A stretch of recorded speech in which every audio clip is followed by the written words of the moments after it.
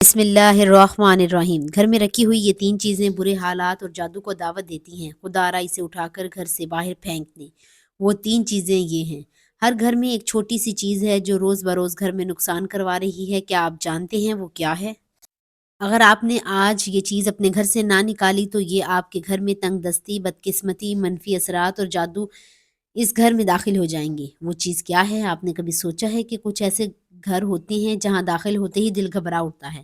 ایسا لگتا ہے جیسے فضا بھاری ہو، ہوا میں کوئی انجانی خاموشی تیر رہی ہو، سب کچھ بظاہر درست ہے لیکن پھر بھی سکون کہیں گم ہو جاتا ہے۔ گھر صاف ستھرا، نمازی لوگ، ذکر درود اور استغفار کی آوازیں، مگر پھر بھی دل بے چین، نیند ادھوری اور صبح جاگتے بدن تھکا ہوا۔ ایسا کیوں ہوتا ہے کہ دعا کے بعد بھی دل کو اطمینان نہیں ملتا؟ گھر کی خوشیاں جیسے آتے آتے کہیں مڑ جاتی ہیں اور دل کسی اندیکھے بوجھ کے نیچے دبنے لگتا ہے۔ کبھی ہم سوچتے ہیں کہ شاید کسی نے نظر لگا دی ہے، شاید کوئی بدنیت انسان ہمارے خلاف کچھ کر رہا ہے، لیکن سچ یہ ہے کہ بعض اوقات دشمن باہر نہیں ہوتا، دشمن ہمارے اپنے گھر کی دیواروں کے اندر چھپا ہوتا ہے۔ ہم خود انجانے میں اسے پناہ دیتے ہیں، ہم خود اپنی کمزوریوں سے اسے جگا دیتے ہیں۔ یہ وہ چیز ہے جسے کوئی معمولی نہیں سمجھا جاتا۔ جناب رسالت آپ صلی اللہ علیہ وآلہ وسلم نے فرمایا، حضرت ابو ہریرہ رضی اللہ تعالی عنہ سے روایت ہے کہ رسول اللہ صلی اللہ علیہ وسلم نے فرمایا، اپنے گھروں کو قبرستان نہ بناؤ، یقیناً شیطان اس گھر سے دور بھاگتا ہے جہاں سورہ بقرہ پڑھی جاتی ہے، یعنی گھروں میں نماز اور تلاوت قرآن کا اہتمام کیا کرو۔ اہل علم فرماتے ہیں کہ روزانہ رات عشاء کی نماز کے بعد جو شخص سورہ واقعہ کی تلاوت کرتا ہے، اللہ اس کے رزق میں اضافہ فرماتا ہے۔ صبح صبح سورہ یاسین کی تلاوت بھی کرنی چاہیے۔ جمعۃ المبارک کو سورہ قاف کی تلاوت کرنی چاہیے۔ قرآن مجید میں اللہ تعالیٰ نے تقویٰ سے متعلق ارشاد فرمایا، اور یعنی رستے کا خرچ لے لیا کرو، یقیناً سب سے بہتر راحت سفر تقویٰ ہے، اور اہل عقل مجھ سے ڈرتے رہو۔ پھر ارشاد ہوا، یقیناً اللہ تعالیٰ کے نزدیک تم میں سے سب سے زیادہ عزت والا وہ ہے جو سب سے زیادہ پرہیزگار ہے۔ بے شک اللہ تعالیٰ سب کچھ جاننے والا باخبر ہے۔ گھر میں برکت کے لیے عمل یہ ہے کہ انسان اللہ سے جس طرح ڈر یا اس کی محبت میں، مجلس میں، مسجد میں، سفر میں تقویٰ اختیار کرتا ہے، ویسے ہی گھر میں جب وہ تنہائی میں ہو، جب اسے کوئی دیکھ نہ رہا ہو سوائے رب کائنات کے، اس وقت وہ تقویٰ اختیار کرے۔ اپنی بیوی، بچوں، والدین اور بہن بھائیوں کے ساتھ حسن سلوک کے محض اللہ کی رضا کی خاطر یہ عمل بھی گھر کے برکت کا سبب ہے۔ اس میں کوئی دو راہ نہیں ہے کہ جب انسان مل کر کھانا کھاتے ہیں تو اللہ عز و جل اس میں برکت ڈال دیتے ہیں، اور پھر جب افراد گھر کے ہوں، والدہ ہو، والد ہوں، میاں بیوی، بچے بہن، سب مل کر بیٹھ کر ایک جگہ اہتمام کے ساتھ اللہ کے نام سے شروع کریں تو برکت کا عالم کیا ہوگا۔ جدید دور میں یہ روایت ختم ہوتی جا رہی ہے کہ اب گھر میں اپنے کمرے میں بیٹھا ہے تو وہیں کھانا کھائے گا، اگر کوئی اسٹڈی روم میں ہے تو وہیں کھانے کا اہتمام کرے گا، والدین الگ بیٹھ کر کھا رہے ہیں تو ایسا برکت ختم ہو جاتی ہے۔ جناب رسالت صلی اللہ علیہ وآلہ وسلم نے فرمایا، اللہ تعالیٰ کے ہاں سب سے زیادہ پیارا کھانا وہ ہے جس پر ہاتھوں کی کثرت، یعنی زیادہ لوگ جمع ہوں۔ آگے آپ نے ارشاد فرمایا، صحابہ نے عرض کیا، یا رسول اللہ صلی اللہ علیہ وسلم، ہم کھاتے ہیں مگر سیر نہیں ہوتے، تو فرمایا شاید تم الگ الگ ہو کر کھاتے ہو۔ صحابہ نے جواب دیا، جی ہاں، اپنے کھانے پر اکٹھے ہو جاؤ، اس نام پر اللہ کا نام لو، اس میں تمہارے لیے برکت ڈال دی جائے گی۔ اللہ تعالیٰ نے رزق کی تقسیم کے اوقات مقرر تو نہیں کیے، لیکن اسلامی تعلیمات سے معلوم ہوتا ہے کہ چند ایسے اوقات کار ہیں جن میں اگر انسان رزق حلال کی تلاش میں نکلے تو اسے نہ صرف رزق ملتا ہے بلکہ اس کے رزق میں اللہ تعالیٰ برکت بھی ڈال دیتا ہے۔ ہماری تہذیب و ثقافت کا یہ حصہ رہا ہے کہ ہم بڑے صبح جلد اٹھ جاتے ہیں، فجر کی نماز ادا کرنے کے بعد تلاوت قرآن کرتے ہیں اور پھر رزق حلال کی تلاش میں نکل پڑتے ہیں، یہاں تک وہ شام کو واپس لوٹ آتے ہیں اور عشاء کی نماز کے بعد سو جاتے ہیں۔ یہ ایسا وقت ہے رزق حلال کے لیے جس میں نہ صرف انسان زیادہ سے زیادہ یہ ایسا وقت ہے رزق حلال کے لیے جس میں نہ صرف انسان زیادہ سے زیادہ اللہ کا فضل سمیٹ سکتا ہے بلکہ اس میں برکت بھی حاصل کر سکتا ہے۔ لیکن اثر حاضر میں تمام اوقات کار بدل چکے ہیں، لوگ اب فجر کے وقت سوتے ہیں اور ساری رات جاگتے ہیں۔ ہم یہ دیکھ سکتے ہیں کہ ان گھروں میں 4 سے 5 افراد کمانے والے ہیں لیکن پھر بھی برکت نہیں، جبکہ ہمارے اجداد میں محض ایک شخص کمانے والا ہوتا تھا اور پورے گھر کو ایک ہی فرد کافی رہتا تھا۔ لہٰذا اگر ہم چاہتے ہیں کہ ہمارے گھروں میں رزق میں برکت ہو تو جلدی صبح اٹھنے کی عادت ڈال لیں اور رات کو جلد سونے کی عادت ڈال لیں۔ اللہ پر توکل کرنا جیسے اس کا حق ہے، وَمَن يَتَوَکَّلْ عَلَى الْأَنفَالِ، جو کوئی اللہ فَإِنَّ اللَّهَ عَزِيزٌ حکیم اللہ پر توکل کرتا ہے تو اللہ اس کے جملے انبار کا کفیل ہو جاتا ہے، بے شک اللہ بڑے غالب حکمت والا ہے۔ محترم ناظرین، ایک مزدور صبح سے شام تک دھوپ میں پسینے سے شرابور ہو کر مزدوری کماتا ہے اور اینٹیں اٹھاتا رہتا ہے۔ شام کے وقت جب سورج ڈھلتا ہے تو اپنی مزدوری جیب میں ڈال کر گھر کا رخ کرتا ہے۔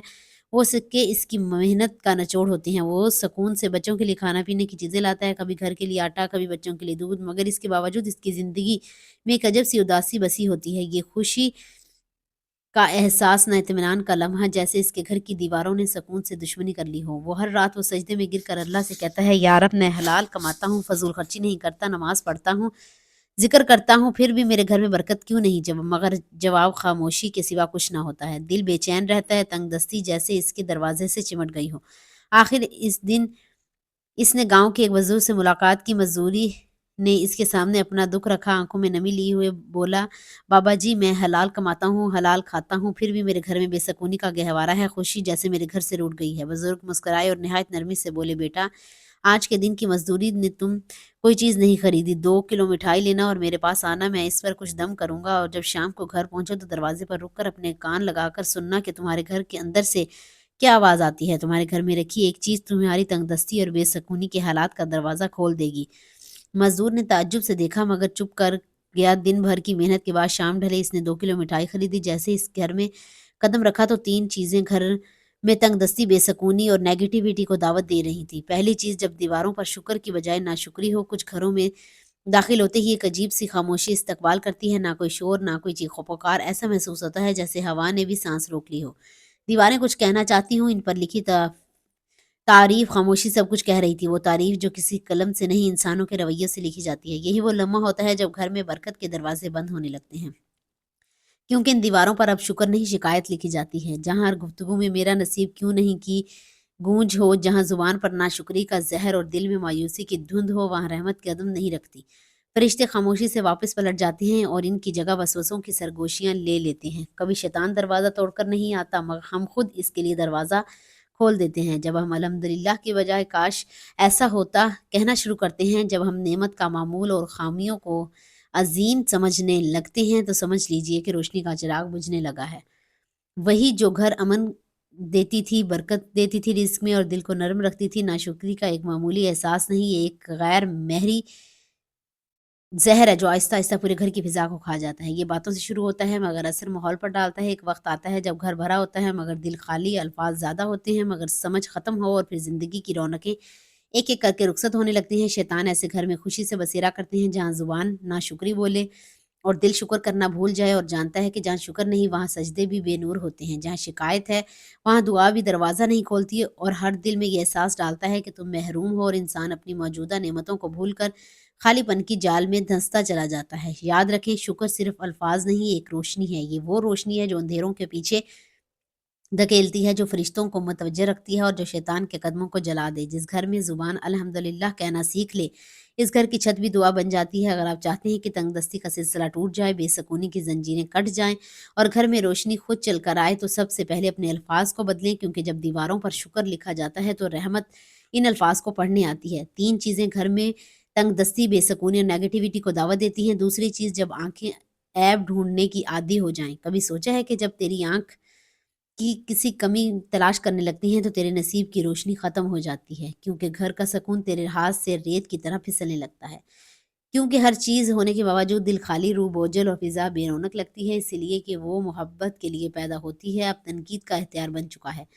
وہ نگاہ جو رحمت کی منتظر تھی اب صرف دوسروں کے عیب تلاش کرتی ہے، اور جان لیں جس گھر میں عیب ڈھونڈنے والے بستے ہیں وہاں برکت نہیں رہتی، وہاں شیطان اپنا ٹھکانہ بناتا ہے۔ اور یہ عیب جوئی یہ معمولی گناہ نہیں، یہ روح کی بیماری ہے۔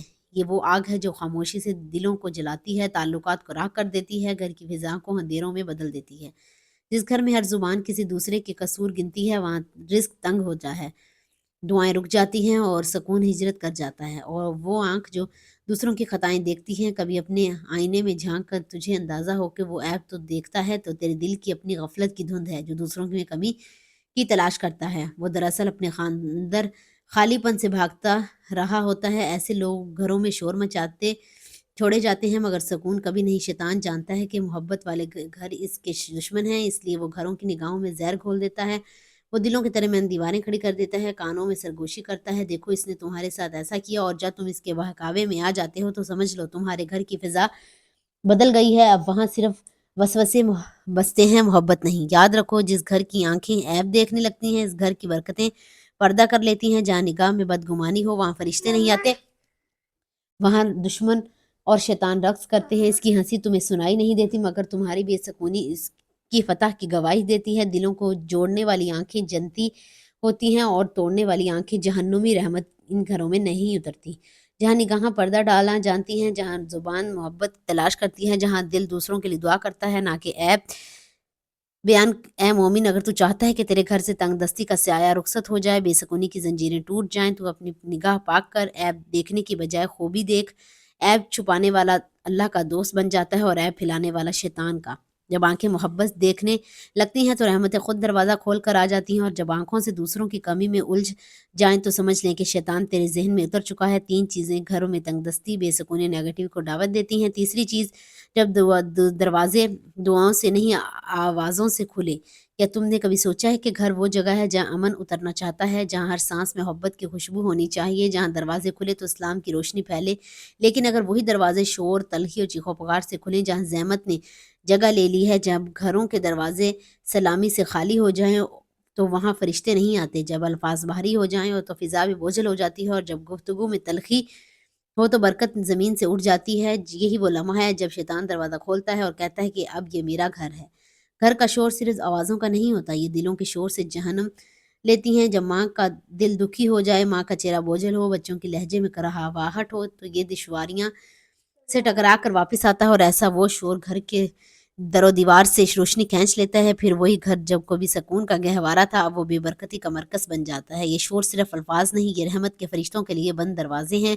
وہ گھر جہاں آوازیں اونچی ہوتی تھی، جہاں زبان تیز ہو، جہاں دلوں میں برداشت نہ ہو، وہ گھر اصل شیطان کا ٹھکانہ بن جاتا ہے۔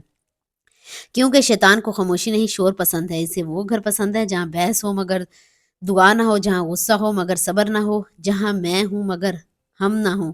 اگر تم چاہتے ہو کہ تنگ دستی تیرا مقدر نہ بنے تو اپنے گھروں کی آوازوں سے نہیں، دعاؤں سے کھولو۔ سلام کو اپنی پہلی دہلیز کا پہلا لفظ بناؤ، اپنے دروازے کا پہرہ دار بناؤ۔ جب زبان سے سلام نکلتا ہے تو فرشتے جواب دیتے ہیں، لیکن جو زبان سے شور نکلتا ہے تو رحمت کے دروازے بند ہو جاتے ہیں۔ گھر میں خوشحالی، برکت اور محبت اس وقت اترتی ہے جب اس گھر کا پہلا کلمہ اسلام ہو۔